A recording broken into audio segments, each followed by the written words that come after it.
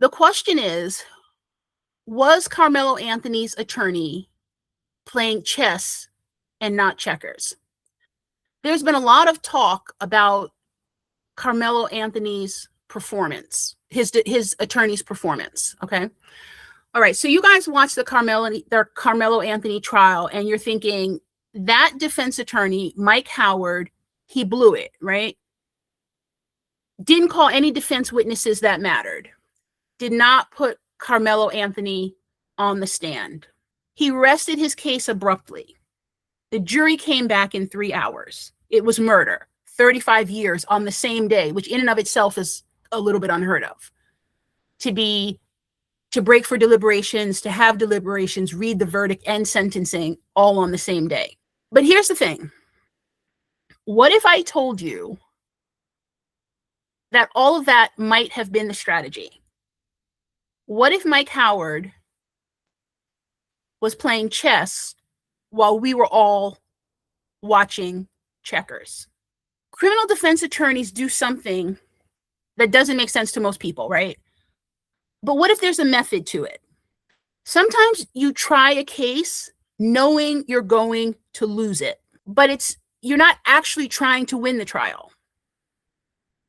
What if you're trying to win the retrial? So I want to talk about whether that's what actually happened in the Carmelo Anthony case, because the way this attorney performed, I literally cannot rest. It makes absolutely no sense. Now, whether or not Carmelo ultimately got convicted, don't know, don't really care. But when I look at a fellow attorney and I look at this performance, something doesn't sit right with me. So I started thinking, what else could be going on here? A little used strategy that he could be using. It is extremely sophisticated, extremely aggressive, but also extremely strategic. After a guilty verdict, a defense attorney has 3 traditional paths. You can do nothing. Take the L. You can file a motion for a new trial, or you can appeal. But like I said, there's this 4th path that nobody talks about, and it's very real. And that's the one where you lose the trial on purpose.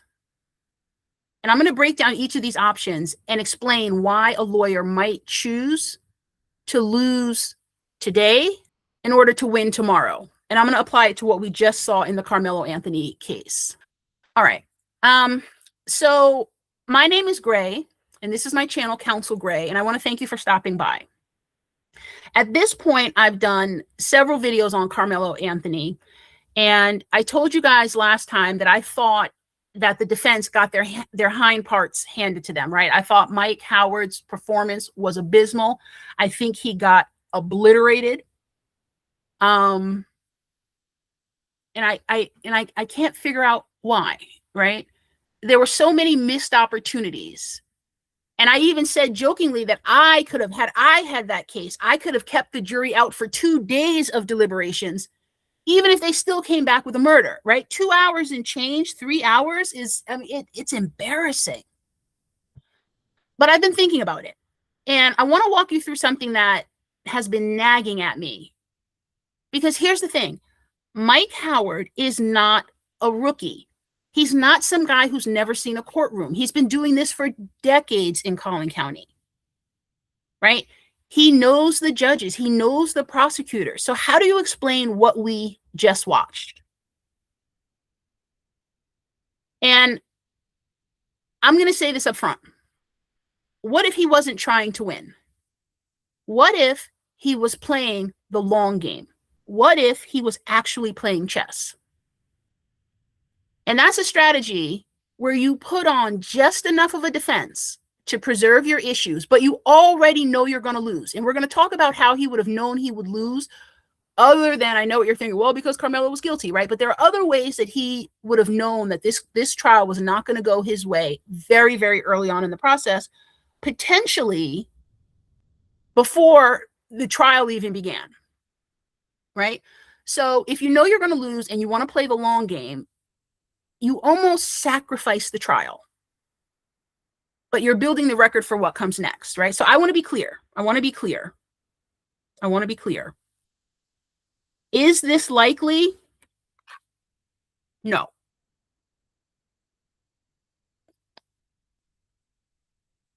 Is this traditional? No. Is it risky? Sure. But nothing else explains the performance that we saw. Okay, so I want to use this as a chance to not just speculate, but also to teach you about the three options that every defense team has after a guilty verdict. Because even if I'm wrong about Mike Howard's strategy, and I might be, I probably am, you're going to walk away understanding exactly how post-trial motions and appeals work, okay? I could be totally wrong about the game that Mike Howard is playing, but to me, it is the only thing that explains the performance that we saw. All right, so let's get into it. Okay, so the first path, and again, this is what you're looking at, is this is Mike Howard, and this was his statement. As a matter of fact, this was his statement to the media right before he, or right after he accepted the case, right? He says, every Texan has the right to defend themselves when they reasonably fear for their life. Self-defense is a protection that applies to every one of us. And then he says, there are two sides to every story. Well, great, Mike, but we never heard Karmelo's story. Why? Right? This guy is not incompetent. He's not a rookie. Why? Why did he do this?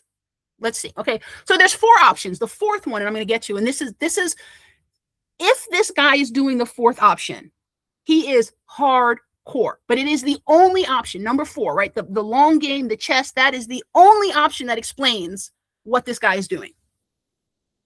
I just can't accept that this guy, a fellow attorney, is this incompetent of what we're seeing. Okay, so the first one is you take the guilty verdict, you do nothing, you take the loss, right? Karmelo does the 35, or he maybe gets paroled in 17 and a half. We don't know. That's the first option. All right, so I know that sounds crazy, but here's why it happens more than you think. Sometimes it is the case that there are no appealable issues. Sometimes your client could be out of money. And let me tell you, trials burn through money faster than you can imagine, right? You look at these big GoFundMes, hundreds of thousands of dollars, but to put on a big case like this, a high profile case like this, you are talking hundreds of thousands of dollars, right? By the time the verdict comes in, that GoFundMe might be completely tapped out and the family can't fund an appeal, right? So in option number one, you just take the guilty verdict. The kid does his time, right? Now, here's the thing. If it's not that there's no issues, if it's not that the client's out of money, the GoFundMe is empty, some other times, and this is going to sound harsh, but sometimes the outcome actually was a win, right? So stay with me. If your client is facing life without parole and they get 35 years, and you know that the evidence against them was overwhelming, sometimes you take the sentence and you run, and that's the smartest play. I don't think that that's what happens here, but this is why someone might opt for option number one. Like, whoo, dodged a bullet there, right? Or, the evidence pointed to the highest charge, but your client walked off with the lower charge, the lower conviction, right? You take that and you run with it, because anytime you open any of these things up, you do run the risk of coming out later with a worse thing, okay? All right, so that's the first one, right? Nobody thinks that Karmelo should do this. Certainly none of his supporters. And, like I said, not doing this option could get you a worse outcome later on, but now you've paid twice as much. And there's also the emotional thing, right? If your client gets 12 years, do the 12, maybe you'll be out in 8, maybe you'll be, whatever, as opposed to the emotional roller coaster of keeping up with years and years of appeals. You may just want to and I've heard defendants say this, that they just want to go in, do their time. They don't want the highs and lows. They don't want to keep coming back and forth to court for the next 5, 10 years, 15, 20 years, right? We've heard of these long appeals. They just may want to settle in, put their head down and do their time, right? So doing nothing is a real option. I don't think it's the one that's right for Karmelo, but it is on the menu. Okay. So the second option is that you file a you file a motion for a new trial. We call them an M&T. So this is where it gets interesting, right? In most jurisdictions, including Texas, after a guilty verdict, the defense has 30 days to file a motion for a new trial. In very, very aggressive districts that are sort of pro-state, anti-defendant, that 30 days can get shut down to 14 days or 7 days. But generally around the country, it's going to be 30 days, okay? So this is a motion for a new trial. And you can file a motion for a new trial and an appeal simultaneously, right?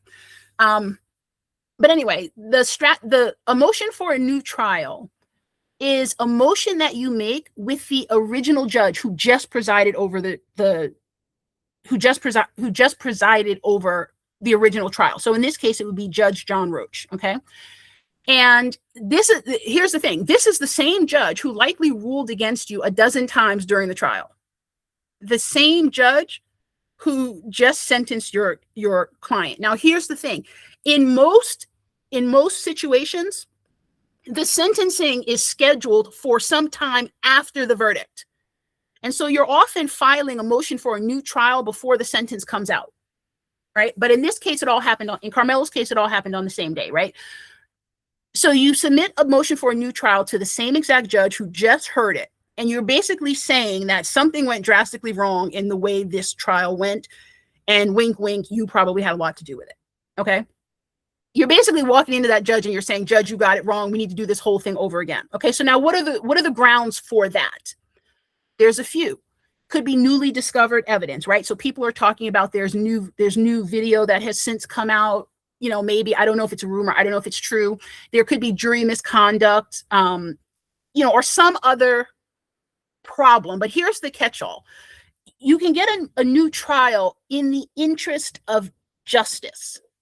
Okay, and that basically means if we don't do this again, some horrible injustice will have happened here. Okay, now we already know, based on the judge's interview in Karmelo's case, Judge John Roach, he was interviewed and he says he thinks the trial went well. He agrees with the verdict. He says it was important to him that it be held in front of a Collin County jury, right? So he's very satisfied with this. So he's not going to be amenable to a motion for a new trial, but it's almost a formality that you make this. Here's the thing about a new trial versus an appeal, which is going to be option number 3.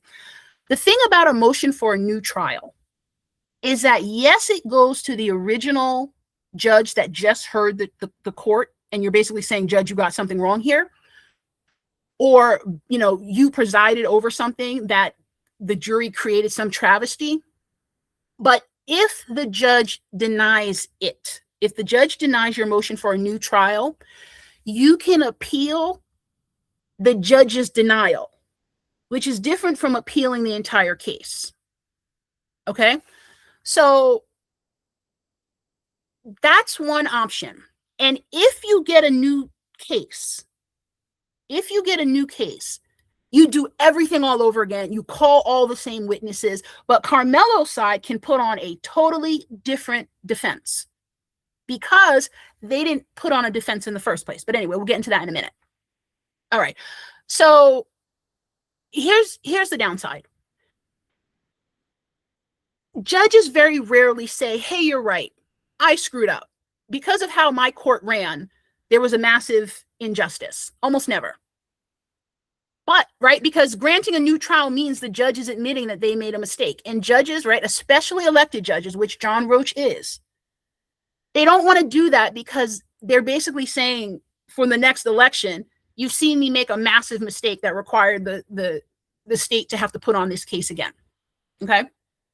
But like I said, if the judge says no, which they almost always will, you can appeal that denial, right? The denial of a motion for a new trial is itself appealable, which is different again from appealing the whole case, all right? So you build your record, you put your evidence in, and then you make your arguments. The judge says no, but now you can go to the appeal, all right? So the appeal of that denial. So here's the third option, okay? And this is what everybody's talking about right now. This is the one that everyone's talking about Karmelo is going to do right now. So this is the third path. It's the direct appeal.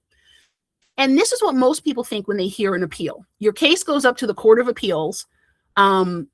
In Texas, I think there's maybe 14, there's more than a dozen intermediate appellate courts, right? These are the courts who have the jurisdiction to review what the trial court did. They have the jurisdiction to say that the trial court really messed this up. Okay.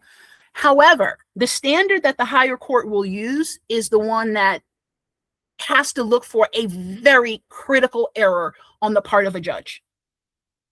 And that's a high burden. All right.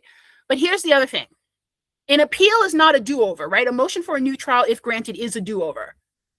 An appeal is not. It's not a second chance to convince the jury, right? You don't get to put on new witnesses if you go the appeal route. You don't get to re-argue the fact. The appellate court is looking for one thing, and they do it within the record, right? They look at the transcripts, they look at the evidence, they look at the admitted evidence, and they ask one question. Did the trial court make a legal error? Now, remember, for a motion for a new trial, the question is not whether there was a legal error. The question there is, has new evidence presented itself, or is basically this a travesty, right? Did this person get railroaded? Something like that, right? So those are very, very different grounds. Okay. And so that's basically the ball game, right? So the standard of review, we call it, right, which is the rules that the appellate court has to use when they're examining what happened in the court below. It's much narrower than a motion for a new trial. All right. You're basically saying, judge, you let in evidence that you shouldn't have, or judge, you excluded evidence that you shouldn't have, right? The evidence was legally insufficient to support the verdict, etc. Okay. So this is where I want to tell you the strategic difference between if you're choosing between options 2 and 3. The first one, the motion for a new trial, it has a broad standard, but it has a lower initial success rate, right? By broad standard, I mean there's more reasons to grant it, but the success rate is quite low.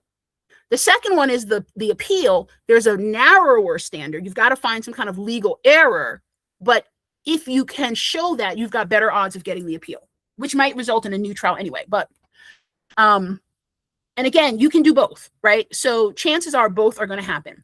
And what Karmelo's defense has already filed is a notification of appeal. They have not filed the appeal. All they have done is put the courts and the other party on notice that an appeal will be coming, that they will be submitting the appeal. Okay. So before we get into the fourth one, let me just wrap this up. Let me just summarize these 3. Guilty, you do nothing, you take the loss, you might be happy you got it. The second one is you file a motion for a new trial to the original trial court judge, saying that basically there's a travesty of justice here, or we have new evidence. But if the trial judge does not agree with you, then you can appeal his decision. That is separate from appealing the outcome of the trial, which is the third option, and that requires sort of a critical legal error. All right. So here's the fourth thing, right? And the reason that I talked about this fourth thing is because it has been nagging me. It has been nagging me. How is it possible that a highly regarded attorney who came highly recommended, who's been in the game for a long time, how did he perform so abysmally? Seemingly abysmally. Now, a lot of people are saying, oh, he threw the case. He, took a bribe.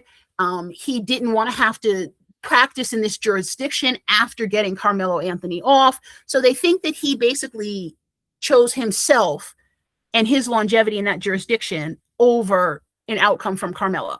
I don't know. That is highly unethical. I'm not going to say it doesn't happen, especially in places with the kinds of historical issues that Collin County has.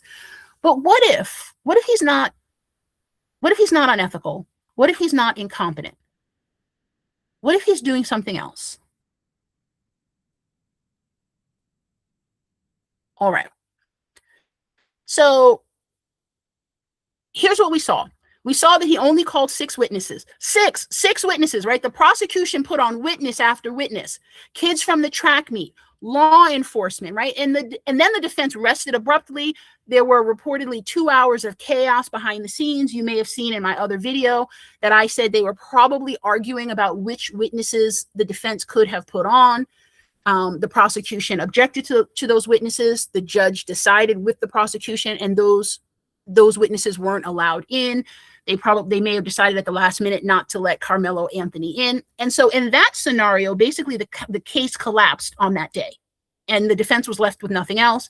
And then there's all this talk about motions that were never submitted in the pretrial time. It's also possible that pretrial motions were sealed, right? Given that this is a high profile case, the pretrial motions may have been sealed. They will ultimately be released, but it's possible, right? People are saying that he didn't file. Maybe he didn't file, but it's also possible that they were sealed for a time. Okay. So you could look at it that way and say this guy just collapsed. But what if he recognized very early on that he was going to lose at trial? Maybe because he was having such a hard time getting in what he may have thought were obvious witnesses, obvious scope of testimony. And he decided very early on, you know what? We're not going to win this. Now, here's the thing. When the judge denies your evidence, that's your plan A, was to use this evidence to establish, right? Every piece of evidence, whether it's testimony, whether it's documents, whether it's video, you put all of it on for a specific purpose. Every piece of evidence plays a role. I am putting this evidence on for this particular purpose. Right? So, and you think of the evidence in your case as like pieces of a puzzle. You take all these random pieces of evidence and you click them together as if they're a puzzle. And then once they're all clicked together, that becomes the picture that you're trying to paint for the jury. So what do you do when the judge is giving you a hard time? He's not letting you get in your pieces of the puzzle. Now your picture that you want to paint for the jury is incomplete. And this starts before trial, right? This absolutely starts before trial. You have two options at that point. You can either try to get that same information before the jury in another way, right? So you say, okay, the judge is not allowing this piece of evidence, this video, this document, this testimony. The judge is not allowing that. I wanted to use that information for XYZ. How else can I get XYZ in front of the jury, right? And that's going to be your plan B strategy. How else can I get the jury to know what I wanted them to know with the evidence that got excluded? That's your first option. And then you can use the other pieces of evidence to kind of close in that gap. But there's another strategy. You can decide that if I can't get my plan A evidence in, I don't want to put my plan B. I don't want to use a plan B. I'd rather hold it out. Okay? I'd rather keep that evidence out and use it later. So what does that look like?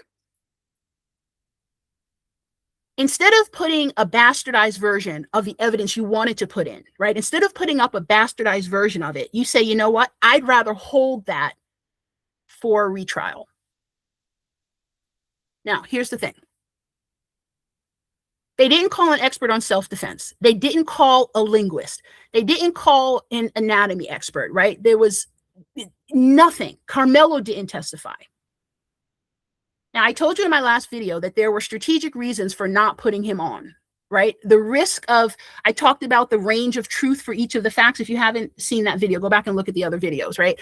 But there was a risk of him not performing well at trial in his testimony, so they may not have put him on. But I've heard that Karmelo is actually very well spoken. I've never heard his voice. They've never humanized him for us, but I've actually heard that he is a fairly well spoken guy. It doesn't mean he could stand up to the stress of a cross exam. But anyway, but here's the counterpoint. The failure to put an expert witness, the failure to humanize Karmelo to the jury and even to the public, the failure to put him on the stand, it looks like incompetence. But what if that's a strategy? And like I said, I don't think that Mike Howard is incompetent. So what's the strategy? If you go into trial, and here's number 4. Here's the chess move that he could be playing. Do I think he's playing it? I don't know, but here's the chess move. If you go into trial knowing that you're probably going to lose, right? You're reading the tea leaves because the jurisdiction is tough, the jury pool is hostile, the facts are hard, the judge is giving you a hard time. Instead of swinging for the fences in the trial, You play small ball. You put on just enough of a defense to preserve some issues. You may object to a couple of things so that at least there is a record that the defense attorney showed up, right? And I've heard that he only I've heard that he only made one objection in the entire, that's ludicrous, right? One objection. Anyway, so let me just make sure you guys understand the point of an objection. The point of an objection is you're putting a pin in a moment that you recognize that something wrong is happening here. We can't argue it now. We can't break out in a whole nother discussion of whether this thing is right or wrong. But I want to put a pin here so that I can make the arguments about what I think is happening right now later in the appellate court. That's how you preserve the issue. You make the objection, and an objection is basically just putting everybody on notice that there's a problem here. I know we can't resolve it right now, but I just want you to know that there's a problem here, and I'll argue it at the appellate court. So a lot of people some people object all the time. There's a strategy, right? Every attorney has a balance of how much they like to do objections because it can be disruptive. It can make the jury think that you're petty. It can make the jury think that you're annoying, right? But you have to balance not doing too much of it that you annoy people, but doing enough of it that you actually preserve some stuff that gives you grounds later in appeal, right? So anyway, so the rumor is that Mike Howard only objected one time in the entire trial. Again, this is rumor. I was not there. When the transcripts come out, we'll know. Okay. So here's the strategy. If you realize early on that you were not going to win this trial, and like I said, this happens before the first witness, before the opening statements, you're like, okay, this is not going to go well. You may decide to not play your hand at the trial level. And you may decide that you'd rather wait for the retrial, where you may be able to get a different judge in a different jurisdiction, and don't play your hand at the trial court, but wait and play your hand at a retrial. Now, here's the benefit of not playing your hand at the trial court. And again, this is a very aggressive strategy, very risky, very, very sophisticated. You've got to be very confident. You've got to know the ins and outs of that jurisdiction. Here's the thing. If you play your full hand at the trial, and let's say you are successful in getting the retrial, the other side already knows everything you're going to say. So when you do the do-over, they're ready for it. But if you hold it back at trial and you get the retrial, everybody will be hearing your case for the first time at the retrial. Now, I'm sure you guys have heard about this. Where where a defendant is found guilty and then they get the retrial. But because they testified at the original trial, the prosecutor is ready, has the science, has disproven your entire testimony by the second trial.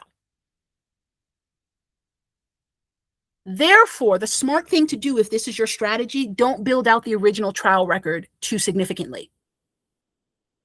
If you were going to lose it anyway, don't play your hand, right? If you really believe that you're going to lose this anyway, don't play your hand at trial.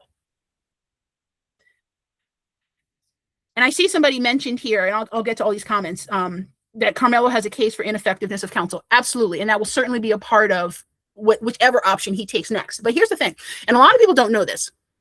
Ineffective assistance of counsel is not always an attack on your trial attorney. Many trial attorneys will tell their client to use that in their appeal, in their post-trial thing. It happens all the time. Anybody who loses thinks their counsel wasn't good enough. So the counsel may say, go ahead and make the argument. Use that. If you think it can help you win, go ahead and use it. It's not the attack that a lot of outsiders think it is, right? Okay. So anyway, so here's the strategy, right? Here's the chess move that if this guy is not totally incompetent, which is kind of the top note of this whole thing, if he's not a total fool, and I have respect for the craft, I really do. What if this is his strategy? that he was never playing to win. He was playing to set up the retrial. And when he puts Karmelo on at the retrial, the prosecution still won't be ready for it because they have no idea, right? He says in his thing that there's a second there's a second version of every story, but he never put that story on. Okay, so here's the fourth one, right? You plan to lose at trial but win at retrial. If this is what this guy is doing, this guy is badass on a level that you have not seen.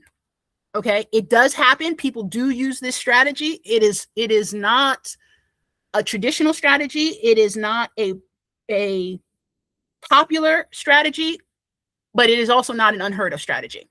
Okay, so I'm going to be straight with you guys, right? This strategy, if done poorly, it's I'll say this. There's a spectrum of aggressiveness and creativity and strategicness that attorneys use. This strategy is to the far end, right? If done well, it is just inside the boundary where if you cross that boundary, you're into reckless. But let me tell you this. Higher courts tend to be very deferential to the trial strategy of attorneys. And this is a valid strategy.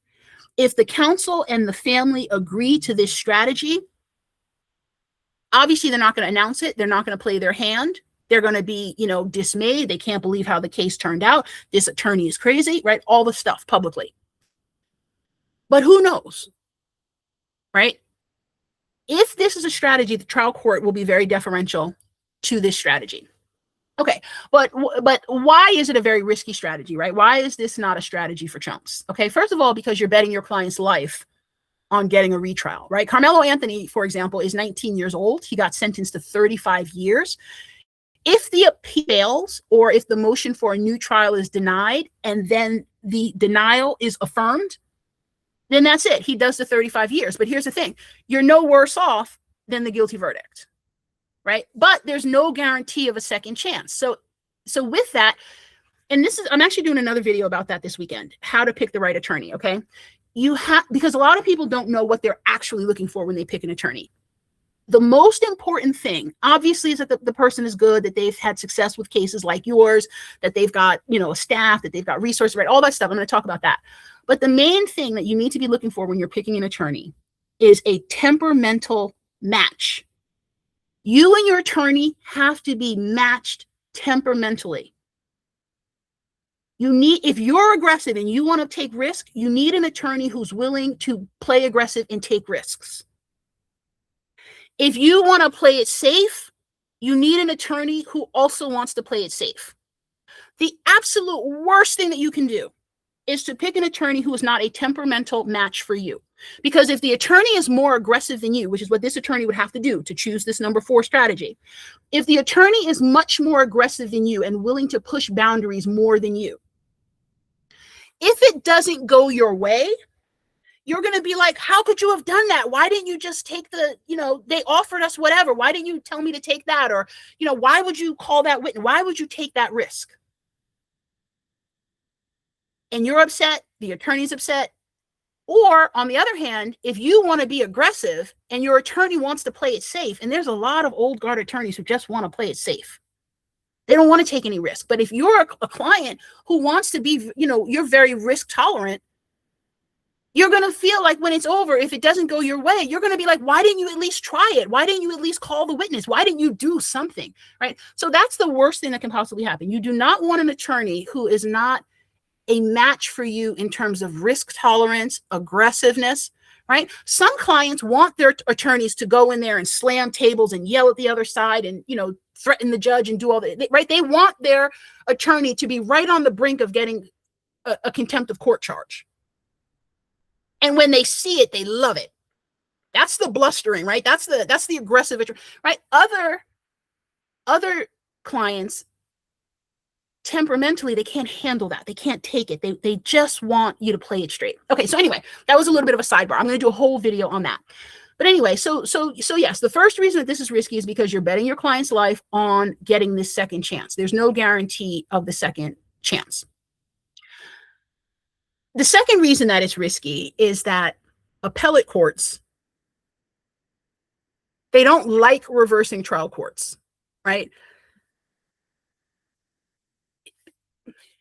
If you go the motion, right, option number 2, you do the motion for a new trial. First of all, the judge is not going to want to reverse himself. But then when you appeal his denial of the new trial, these are colleagues, right? That second judge may not want to reverse the first judge. And if you go the route of the appeal, which is number 3, the appellate court, right, which is an intermediate level court, which is a court that is higher than the trial court, they don't really like reversing the trial courts for no reason. They also may reverse only part of what happened, not the entire thing. They may or may not grant a new trial. The only reason an appellate court would grant a new trial is if that's the only way to solve whatever the flaw with the original, if that's the only way to fix the problem in the original court, right? They are looking for abuse of discretion, like something egregious, something critical.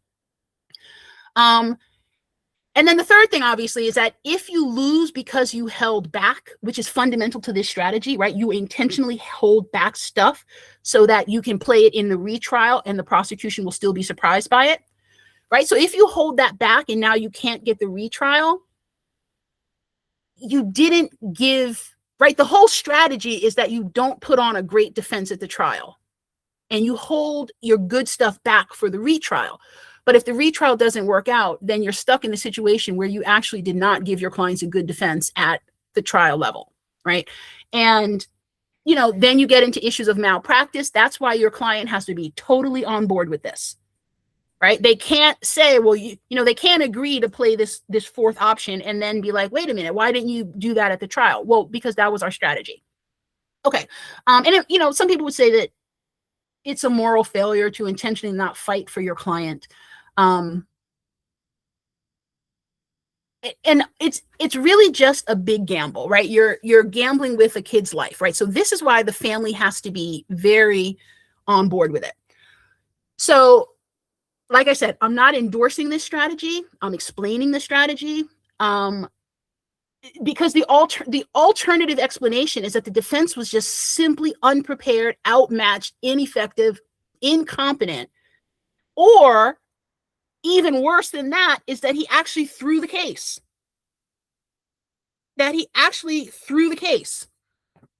Which is horrible.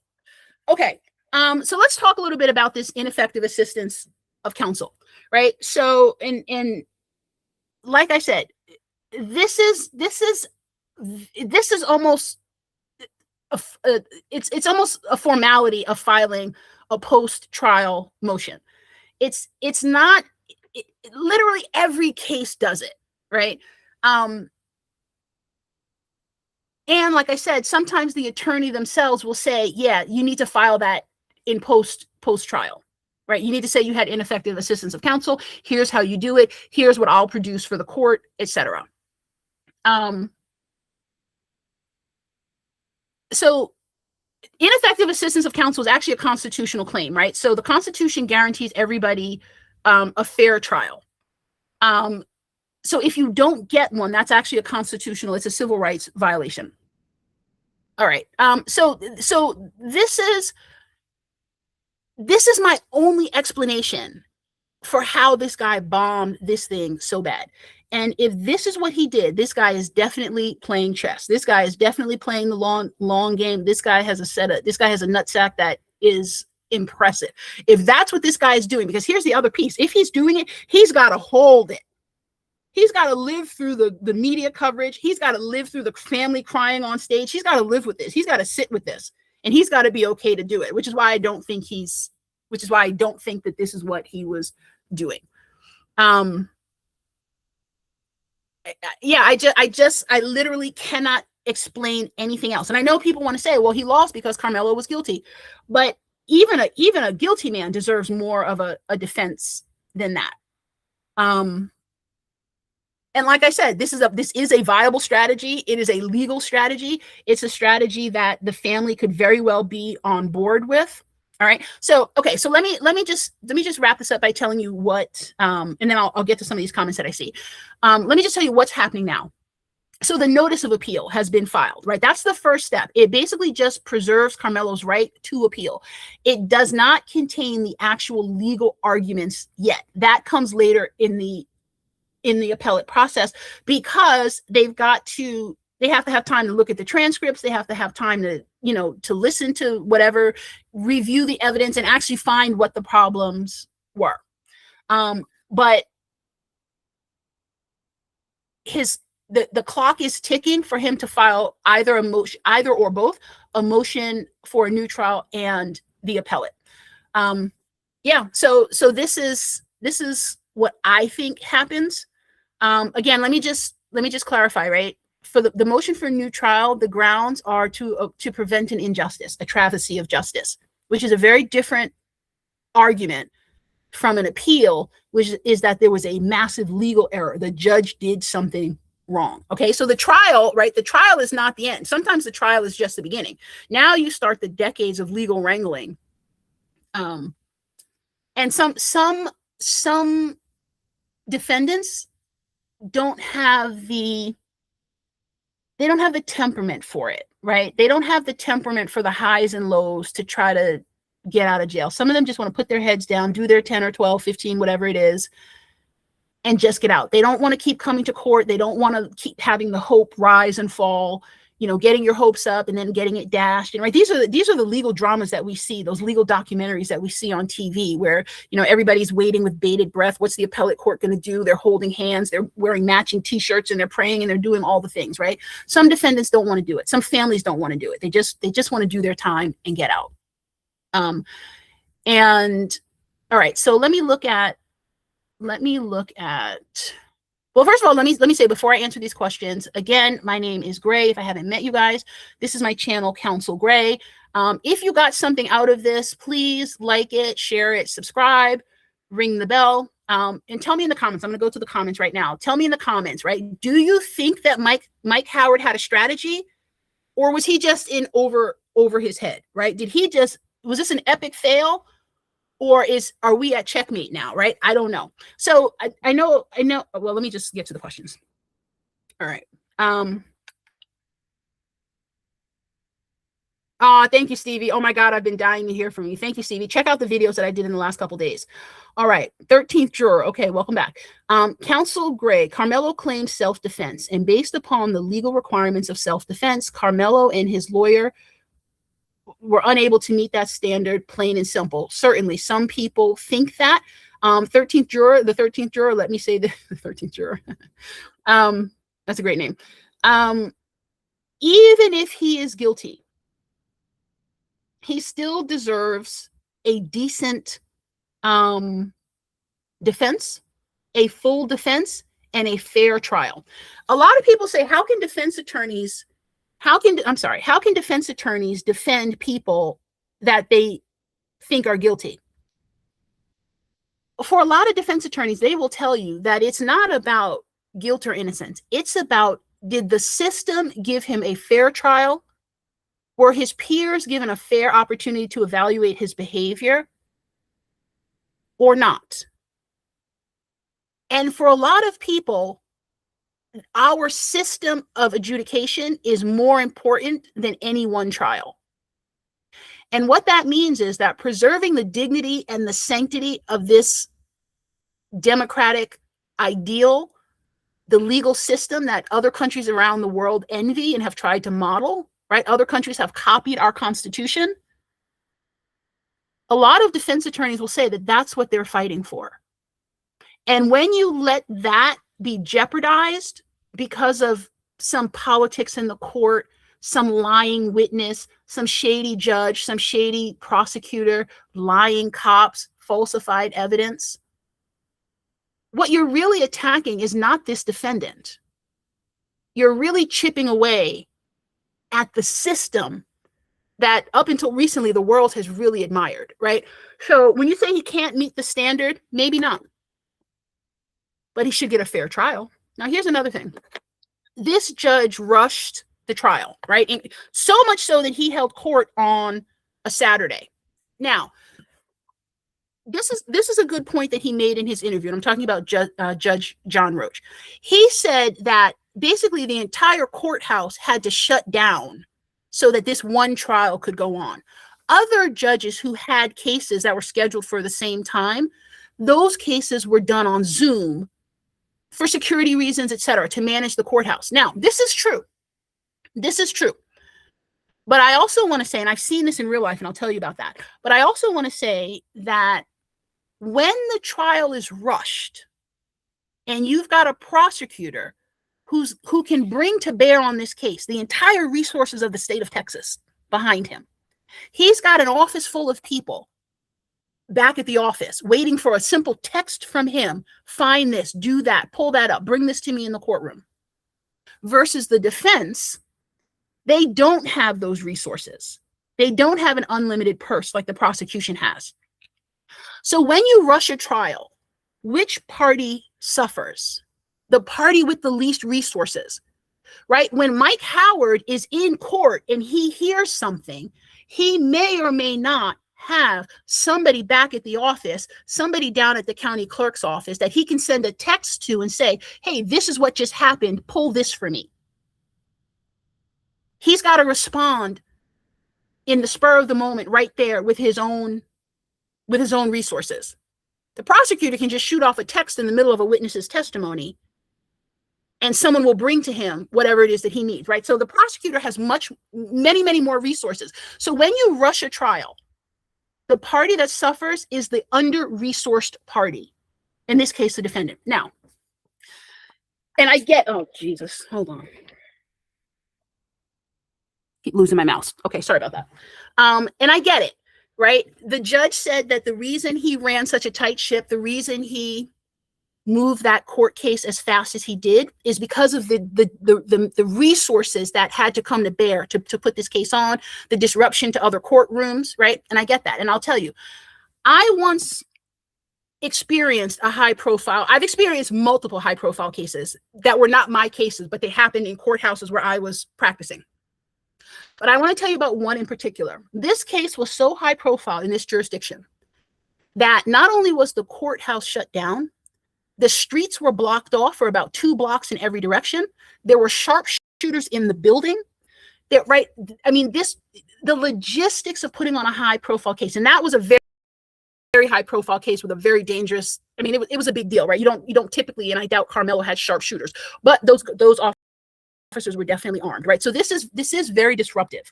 But anyway, everybody, getting back to your point, 13th juror, everybody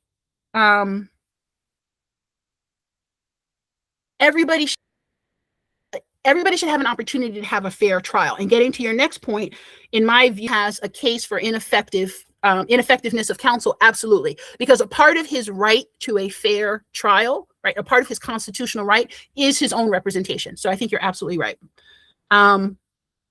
Devin G's, glad to hear from you again. Thank you. Good to see you again. Dr. Fresh, what's up? Counsel Gray, how long does it take to get a retrial? Okay. So there's more than one route to a retrial. So there's the sort of automatic retrial, which is filed within, depending on your jurisdiction, 7, 14, or 30 days after the regular trial status is over. But there's also another bite at the apple for a retrial, which is through the appellate process. Because sometimes the remedy that the appellate court feels is the right remedy is to scratch it and start all over again. So that's your second bite at the apple. All right. Okay, I like that advice. Never thought of that. I think you're talking about Devin G's. I think you're talking about picking an attorney whose temperament matches yours. Absolutely. 13th juror, again, Counsel Gray, one problem with your speculative theory, thank you for putting that in quotes, is the fact that there is no guarantee that Karmelo will get a new trial. Absolutely. That's why I said that this is not a strategy for chumps. This is, but here's the thing. Here's the thing. If you are genuinely convinced at the very early in the process, and like I said, 13th juror, You might be convinced you're going to lose before the first witness, before the first opening argument. In that case, you have nothing to lose. If you are right, very early in the trial or before the trial even starts, if you are right that you are going to lose, your client is going to get railroaded, this judge is not going to let you do the critical thing you need to do, then there's no risk.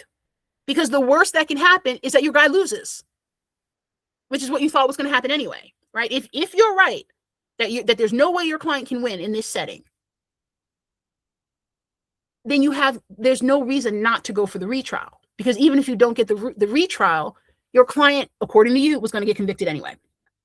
All right.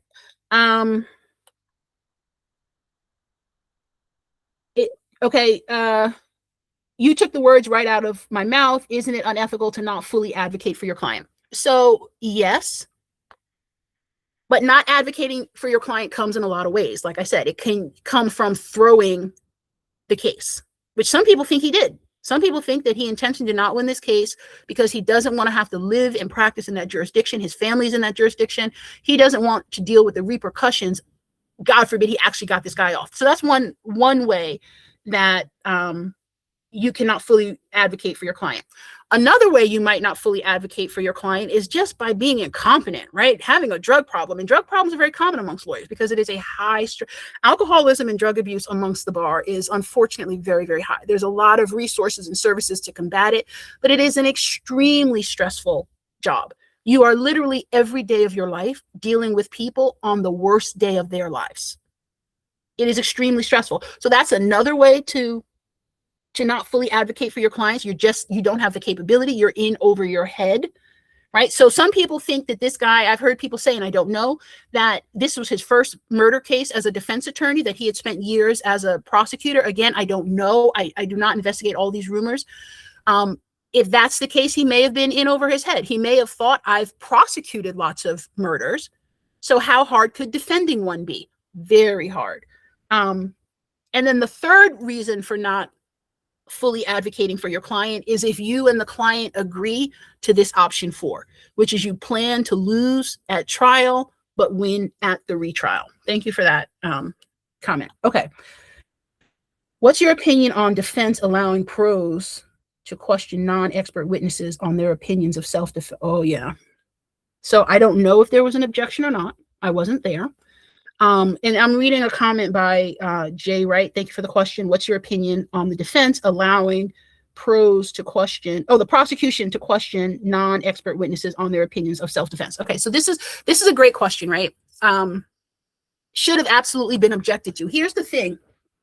What he's talking about, what Jay Wright is talking about, is there were times when the prosecutor asked prosecution witnesses, the other kids, do you think that this was self-defense? Which is a legal conclusion, right? Self-defense is a legal conclusion. The act, which is what Karmelo admitted to, I did the act. The characterization of the act is actually a legal question, right? And so, yeah, the prosecution, I've heard, I did not hear it, but I've heard people say that the prosecution asked a number of the witnesses, was Karmelo provoked? Was this self-defense? And they said, no. Absolutely. Karmelo's attorney should have objected to those. But here's the thing, and I talked about this in another video, my other video this week. These were children on the stand. You have to treat them gingerly, right? There is a line of argument that you can use to establish that this layperson does not have the expertise to answer the question. There also is a line of questioning that you would use to discredit even an expert. You would try to say, granted, we accept that you have expertise in this thing, but isn't it true that this narrow fact pattern that we're talking about actually falls slightly outside of your big body of expertise, right? This is an aggressive stance. You have to be careful when you do that with children. I don't know if he did that with the police, but absolutely it should have been objected to. But again, I was not there. I don't know if objections were made. All right. My understanding is there was very little objection throughout the trial. That's what I heard. It seems negligent if the goal is to preserve records for appeal. Absolutely. I agree.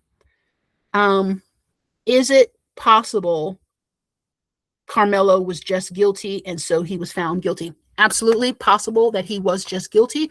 I personally would feel better if it were a knockdown, drag out, and the jury took that and they really chewed on it and they came back with the right decision.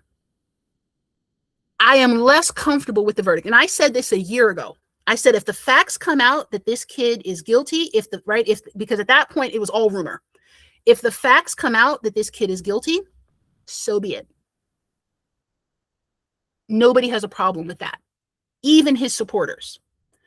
What people have a problem with, and I don't know if this is Keisha here or Kesha Here, what people have a problem with is when they feel like the process wasn't fair. And that's really all it comes down to. All right, you guys. So that's really all I have. If he is using this fourth strategy where he was never trying to win at trial, but he was just, let me just say this. Let me expand on this for anybody who's still here.